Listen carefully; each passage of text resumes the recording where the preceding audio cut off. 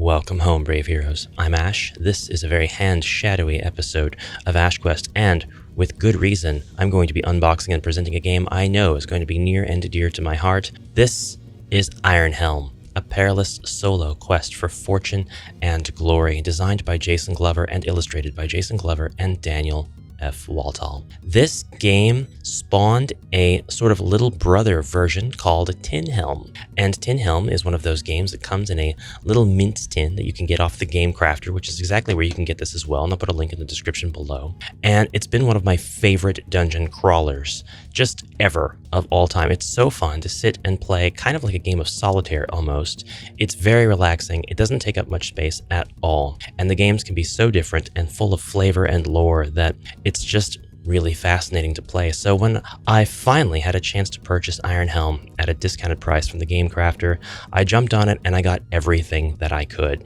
We won't be unboxing everything in this video, but in soon future videos, or perhaps they're already on the channel if this video's been out a while, we'll be unboxing the Iron Chest, and we'll be unboxing, or unpackaging, I suppose, the Helm Adventure Packs, Blackened Burrow, The Howling Abyss, Warren of Despair, Galnox Labyrinth, Crystal Caverns, Throne of Embers, Melicia's Refuge, and the Loot and Lore Pack, as well as the Fanny Pack. These are all just super catering to my nostalgic brain juices with their foils and their textures on the booster packs, and we'll be opening them carefully so as not to ruin the contents. This main game is all we really need to play Helm though, and it is a solo experience. As mentioned, one player, ages 12 and up. 30 to 45 minutes is how much a game should take. Damp below with steel in hand. Echoed halls run beast astray, chasing prey both night and day. Survive until last grain of sand. A lovely poem on the back. This is the first time that I've unboxed it. We're not going to play it on the channel today. Just an unboxing and presentation as we look at all of the contents and finally get this thing packaged such that I can play it. The box, by the way, is oversized for its contents. That's because they anticipate you buying the expansions, and they want to give you plenty of room for those expansions to go inside this box. And when I say that, I don't mean the Iron Chest. That's not going in there. But all your booster packs that you purchase. And now that I think about it, it's probably envisioned, although each booster pack is guaranteed to come with the same set of cards, I'm pretty sure, as an expansion in its own right, it's probably possible and quite viable and probably not a bad idea to buy more than one copy of each booster pack so that you get even more of a themed dungeon, but I'm not sure how that works out just yet. I'm just rambling. We have our typical manifest order numbers, part numbers, and things like that on our sleeves, our banding. I just pulled out a set of fairly bog standard dice, and in this Ziploc bag, there are a multitude of more Ziploc bags. I suppose these will help us separate the game pieces, cards, and the like as we continue to unbox. There's 3 bags in here. There are 2 D12s. There are 3 D6s. And there are 2 pawns. It'll be interesting to see where we use these and how. We have cards that represent the adventure packs, the dungeon, the plots, trappings. Yeah, all of this stuff is pretty much pre-prepared, or isn't that just the meaning of prepared, for us to put our cards in and separate them with these separators. Love that. Absolutely love it. We continue our unboxing, and we have in this package a warning card, first of all, that the game contains laser cut components. They'll have a slight amount of soot on or around the edges, which can be quickly wiped off. They'll have a campfire-like smell for about a week after being taken out of the bag. I remember seeing this warning on other things that I've gotten from the Game Crafter that were laser cut. Not a big deal at all. A very good warning. I'm going to go ahead and do a smell test. I don't really get the campfire smell, so I mean, I kind of just a little bit get the soot smell, but I don't really see soot on stuff. I see traces of residue of soot. I'm honestly not worried about it. Very thick cardstock, high quality stuff. Really like that. These must be poison tokens, perhaps. And then we see some health tokens. We see shards. I'm guessing these are shards floating in the night. Multiple tokens for those. We have more heart tokens on the opposite side of those, as well as these purple sort of cootie catcher icons.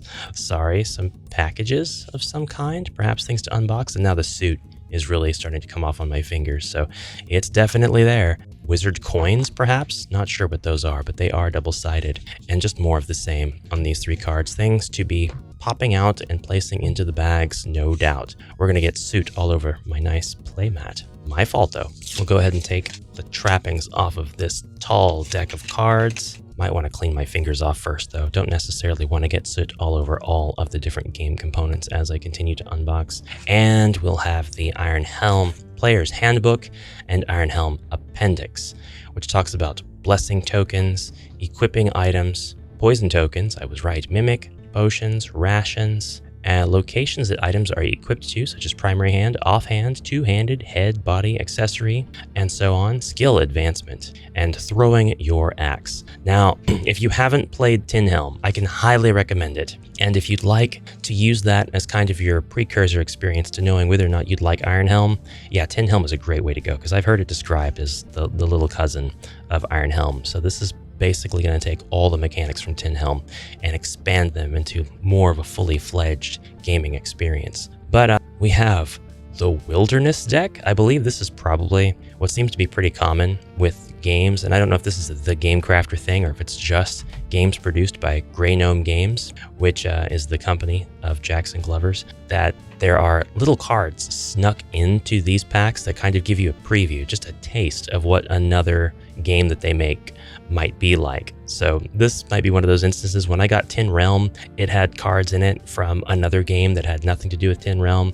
When I got Tin Helm, it had, I think it came with a card that was for Tin Realm and so on. And again, this might not be intentional. It might be something that's just a oopsie at the Game Crafter. We have trappings cards. We have skills cards. Lovely, simplistic art style. Big fan of the art in this series of games, by the way. We have potion cards. We have plots cards. We have enemies cards. We really don't have a lot of cards in each deck, but that's fine.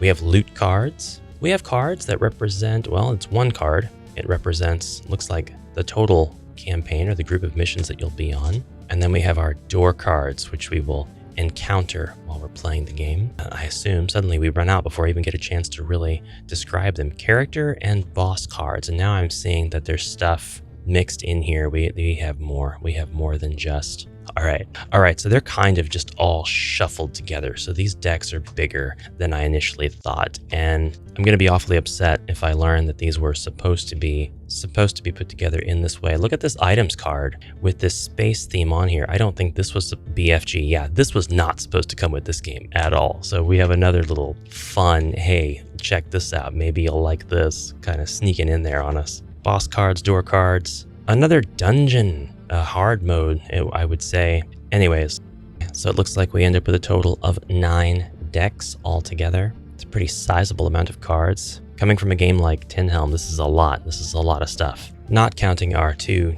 teaser whoopsie cards that came with this, and our tiles, which I'm not going to punch out in this vid. We have, let's see, what should we look at? Probably the player's handbook, first of all. So this tells you what all this is supposed to come with, and here's the intro. Your withered hand grips the handle of your sword. Blood mixed with sweat drips down into your brow and finds its way into your eyes, stinging for just a moment. Pounding footsteps shake the ground, and you attempt to find a way to steady your aching feet. You turn to face your foes. You mutter to yourself, I'm getting too old for this. Overview. In Iron Helm, you are an aging adventurer out on one final quest to obtain as much golden treasure as you can so you can finally retire from your dangerous lifestyle.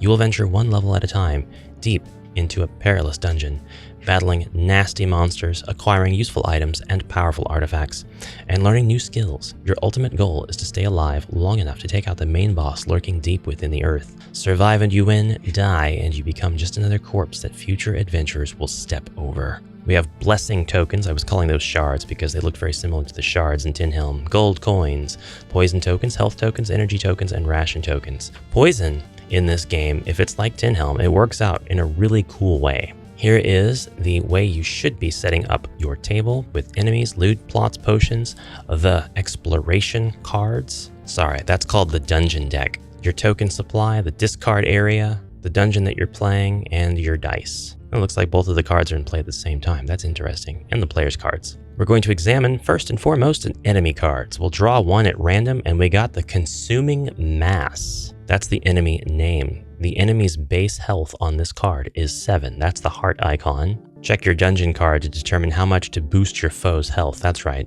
The more you go into the dungeon, the deeper you are in your quest, the more the enemy's health is actually boosted. But this is their base health. They do a base damage of 3. When your foe attacks you and they successfully strike, this is how much by default they're going to deal. 4 is treasure type. This tells you what sort of loot you will gain if you defeat this enemy, if any. So a treasure type of 2. And then weaknesses. Each foe has a weakness. Undead, fire, or ice. Obviously, this is ice. Using weapons, items, or potions of the indicated type will deal extra damage. And 6. That's this section down here, all of the flavor text. This is actually the special power. Every enemy has its own unique special power shown here. 7 is purse. Some foes carry shiny gold coins with them. The number of gold icons here indicate how many you gain by defeating this enemy. And there are no icons in the corner of this card. But like if I check out this goblin card, right here, you have a gold coin here. And this goblin special ability, you may avoid this conflict by spending 1 gold. Give him a gold and he'll just pitter-patter off into the cave. More example of clear, concise instruction being put into action and lovely margin art. I love this stuff. I just love it so much. You can finish the level, which is your refresh of everything. It's a set of tasks you have to carry out. Plots and morality, and ending the game. The total number of points equals your retirement fund. And so you can get points enough to get yourself a nice retirement. 0 to 30 hovel. Your retirement is meager at best. Your dwelling is a 1-room shack on the fringe of a mining village. Awesome. 31 through 40 will get you a cottage. You retire to a small cottage with a pleasing garden and a warm hearth nestled in the thick of the woods. We won't read the rest of them for spoiler reasons, but we will take a look at the rest of these cards.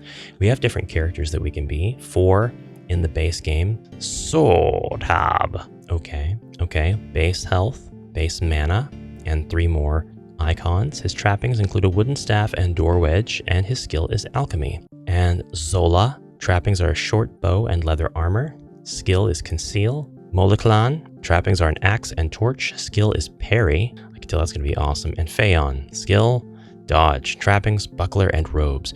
Trappings, by the way, these right here. This isn't loot. This is stuff that your character starts with. And I suppose that there are probably ways to get this stuff added as you progress your adventure. We have a loot deck that is separate though. Gain an additional 2 health when you drink a health potion. Wooden staff, add an additional 3 damage to all potion attacks. Shield, subtract 1 from both initial damage and counter strikes, and so on. This door wedge was one of the trappings in the character cards. Discard this to avoid an ambush or a skirmish. So just running into a room, putting the wedge up against the door. Monster pounds the door for a while and then gives up and leaves. A lot of the stuff is in Helm as well. You'll notice that each character has either the word agility, brawn, or mind located in the bottom right corner of the card. This is the skill proficiency of the character. It affects how easily they learn new skills in that category. You'll gain new skills from the skills deck easier if they match your character's skill proficiency. So if we grab the skills deck and take a look, we've got a bronze skill right here out of the gate called Shield Block. Subtract an additional 1 point of initial damage when you have a shield or buckler equipped. Your buckler cannot be broken. We've got Herbalism, +1 energy when you cook at a campsite. Drinking an antidote will cure all poison. We've got Divinity. We have like 2 different things that come with each skill, which is really cool. Oh, and I was immediately proven wrong. When using a bow, you may reroll all die results of 1. With a dagger in your primary hand and the skill Shadow, which is an agility-based skill, you may deal d6 damage before taking any initial damage during phase 1 of an ambush. And it goes on. I know some of this stuff seems like it's really complex, or at least suggests complexity in the rules. And there is complexity in the rules, but it's nothing that you actually can't get ingrained into your playstyle, your loop, as you continue through. And it ends up being a pretty simple set of sequence actions that I think can be naturalized in a pretty intuitive way. If it's anything like Helm anyway. This parry one, I gotta read this because parry is one of my favorite concepts in a dungeon crawler of all time. You may attempt to block all initial damage with your primary weapon. You can fail and your primary weapon can break. You can fail or you can success and avoid damage entirely. I like that very much. The risk versus reward. Take a look at a couple more enemies before we put this away. We have zombie, we have wolf, we have undead archer. Love how that's a separate enemy. We have orc warrior and flying snake. I am a big fan of the aesthetic here. Take a look at the loot as we continue. We have shield, we have rations. A lot of the things from the loot deck might be the same as the trappings deck, but these are the things that you'll gain in your exploration as you defeat enemies versus things that you start with. We'll take a look at the potions deck now. We have the spark bomb, we have the ice shard, we have health potions, we have antidotes. I probably need to look up and see what these symbols mean. So taking a look at the character card and the antidote card here, this hexagonal symbol with the number 11 over here, this is the encumbrance. This character can carry 11 units of what? Well, you can call it whatever you want, but their encumbrance is 11. And each time you get an item, it's going to have an encumbrance value that will contribute towards a total. You can't carry more than what the character can carry. So if he lost his axe and his torch and had no other belongings, he could actually pick up 11 of these antidotes and pack them around. Terrible example, but valid. The next symbol is actually starting rations. This is how many ration tokens you can take from the supply to begin your adventure with. And finally, starting wealth. You got 3 gold coins you can start your adventure with here. Okay, onward to plots. And something tells me these are going to be pretty special cards. We won't look at too many of them. The shrine. In the clearing, you find a towering shrine covered in vegetation. You are overwhelmed by a sense of power just as a gentle breeze rushes past you. Gain blessing tokens equal to your position on the morality track. I don't have a morality track. I think this is actually the morality track. Yeah, I'm sorry. This is the map level card. So you're going to be playing a game that it consists of 5 on one side, 5 of the other. Not sure what the difference is between these two things just yet. Don't think it's difficulty. Could just be a stylistic choice. And this would be your morality tracker. It's literally, you're in purgatory basically. You can go up to a place of blessing and piety, or you can go down to a place of sin and punishment. I like that. Depending on where you're at on the morality tracker, that determines some of the things in your game. We'll only look at another one of these plot cards, the passageway, but you'll get the idea. Draw another plot card, basically. The text here, flavor text, lore, saying you notice a strange rock protruding from the wall. You run your hand across it and suddenly the ground begins to shake. You stumble to the ground as dust fills the air. When you arise, you notice a secret passageway where there was once wall. And I believe there's only 3 bosses. So we're just gonna look at one, and the one we're gonna look at is the Lurker. The Lurker has 22 health, oh boy, 5 enemy damage, treasure type of 2, and a weakness of ice. Attacks from the Lurker ignore defensive bonuses gained from shields or bucklers, and you get no gold from fighting and killing this guy. And that is just a really short cursory overview of Iron Helm. Just to give you kind of a warning, I do think that this game is probably going to be, in terms of difficulty, about the same as its cousins Tin Helm and Tin Realm. Tin Helm is pretty difficult. It's not totally RNG. You do have to kind of make decisions, sometimes pushing your luck, other times playing more conservatively. And then you'll learn after the fact that you could have pushed your luck to get a huge advancement in where you're at. So it does kind of play out a little bit like that. It's like my camera drooped over time. But Tin Realm is almost impossible to win. It is very difficult to get through a game of Tin Realm. So I'm actually trying to advance characters through Tin Helm first to power them up and get them abilities or items, trappings, loot, blessings, and so on. And then taking that finished character, healing them up, and then taking them into Tin Realm. Now, none of that has anything to do with this. It's just kind of a hint to me that the difficulty here is going to be along the same lines. There's going to be a lot of dying. You're going to see the "you died" screen a ton when you play this game. And I actually was not interested in getting the playmat for this game. But now that I've kind of laid everything out and I've seen how it works, I'm kind of interested in getting the neoprene playmat so I know where to put all my cards and stuff. It looks really cool, actually. I think it would kind of add to the experience a little bit. But that's Tin Helm. Stay tuned for a future video, in which we unbox and reveal the contents of Iron Chest as well as all of the boosters. I think we'll do Iron Chest in one small video, and then we'll do all of the boosters together in another video. And I keep calling these boosters, they are fully fledged expansions. They have very specific combinations of cards in them. It's not like you're getting a random pack of cards. I don't think there's any randomization in them at all. I could be wrong about that. If you know any better, please feel free to correct me in the comments below. I would welcome it. But I do think that these are pretty set. These are pretty designed to be whatever they are when you open the pack.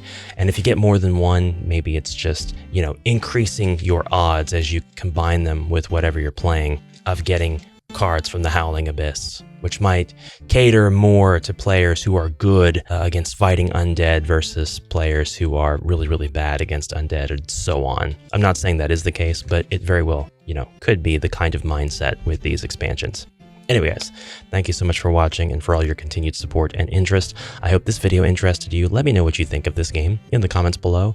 And one day, after I get really comfortable playing it, we'll be able to play it right here on the channel. And stay tuned for Tin Helm and Tin Realm also. I'm really excited to reveal to you Tin Helm because right now it is simply my favorite solo dungeon crawler. That's it. It's up. It's at the top #1 spot for me. It is my favorite thing to unbox and play solo and then put back together. All right, brave heroes, have a fantastic rest of your day, and bye for now.